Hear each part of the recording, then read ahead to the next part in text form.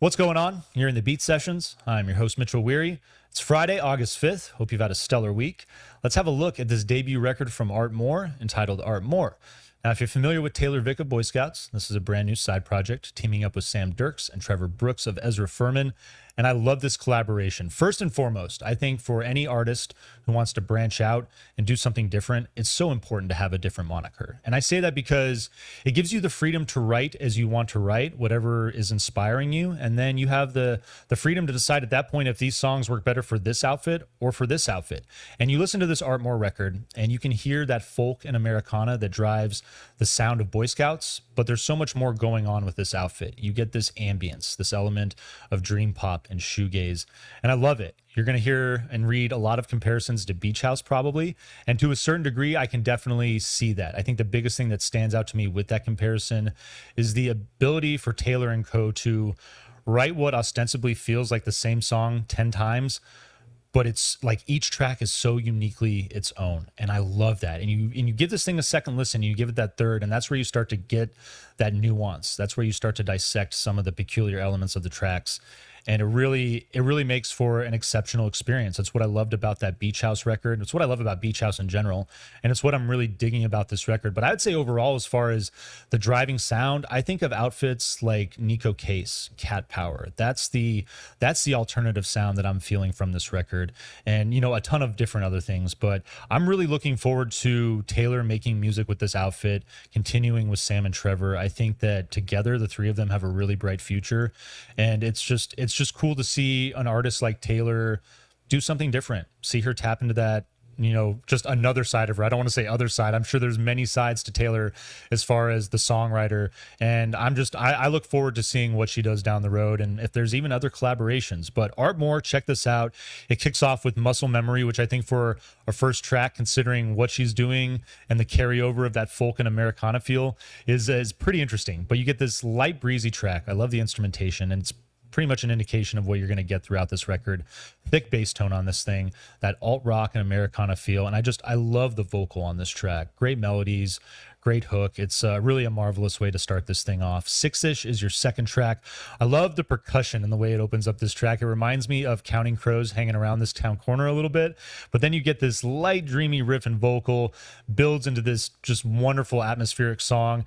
And the lyrics on this thing, it's pretty heavy. From a standpoint of love, it's definitely about a lover who is more invested than their partner, and I think that's something that we can all identify with. I think it's a position that we've all been in if you've had a chance to date. And that's what I love about Taylor as a songwriter, writing about scenarios in a way that is so wholly her own, but that also just grabs everybody. I mean, the lyrics on this song really resonate with me, and I think they'll resonate with most people, and that's what I dig about her. I think I say it a lot on the channel. That's what makes a great songwriter, when those lyrics can come from a personal place, but so many other people can listen and identify. Snowy is your third track, picks up the tempo. I love the way this song just gets right into it. Comes at a great moment too as far as balancing the pace and tempo of this record.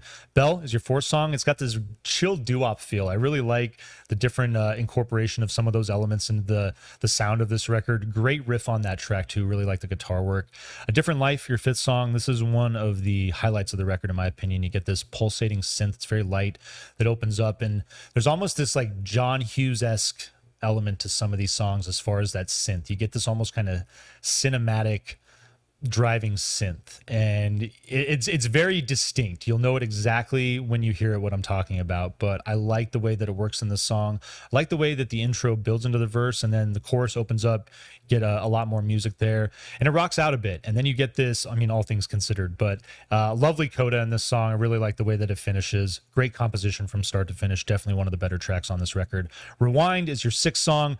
Nice moment of balladry here. Simple synth, a little bit of percussion.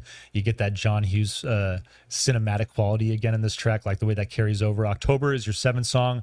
Minimal acoustic and synth, little minimal percussion as well that's kind of intermittent. And this is a really good example of the way that this outfit is taking minimal instrumentation and making these songs sound so full. It's something to marvel at. I'm really liking that aspect of this record a lot. Habit is your eighth track. Synth, piano, and vocal intro. Very common things here, but again, it's rewriting the same song and making it sound like something completely different, even though it's not. It's a crazy thing, and I love it. I love the way that the instrumentation just kicks in beautifully on this thing. Great pace on this track too. This is a song where I think it comes at the right moment as far as picking up the tempo and keeping the listener engaged. Really nicely done there. Something Holy is your penultimate track. Minimal synth driven, light. You get that cinematic quality again, intermittent percussion. It really is, of all these songs, a nice penultimate track leading into inspiration and fun. Love the build of this track. Lots of good instrumentation. Really fills into this nice coda, and it's a great way to end this album. Art Moore, this is nicely done. I'm really looking forward to checking out this outfit, seeing these guys live, and I'm looking forward to spinning this record more. We're definitely going to vinyl please this thing, and I hope you enjoy it. Hope you find this review helpful as well. Please like this video, share it, subscribe to the channel, and stay tuned throughout the week for more album reviews from me and from your collaborators. Really excited to bring aboard Keith and Mary Beth, and I hope that you enjoy them and what they have to say. But in the meantime, take care of yourselves. We'll see you next time on the Beat Sessions.